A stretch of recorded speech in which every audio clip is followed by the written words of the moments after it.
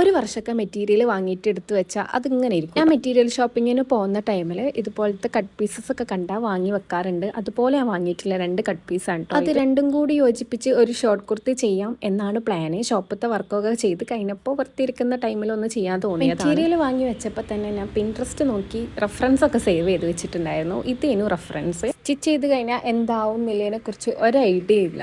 ആദ്യം തന്നെ ഞാൻ ഫ്രണ്ട് പീസാണ് കട്ട് ചെയ്തിട്ടുണ്ടായിരുന്നത്. അത് കഴിഞ്ഞിട്ടാണ് ബാക്ക് പീസ് കട്ട് ചെയ്ത്.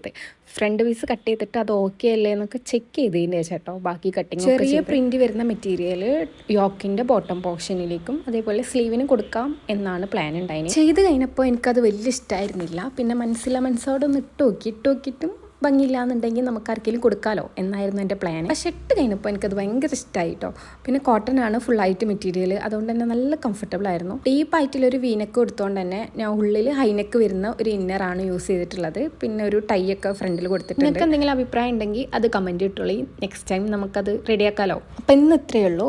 ഇനി അടുത്തൊരു വീഡിയോ കാണുന്നത് വരെ ഓക്കെ ബൈ.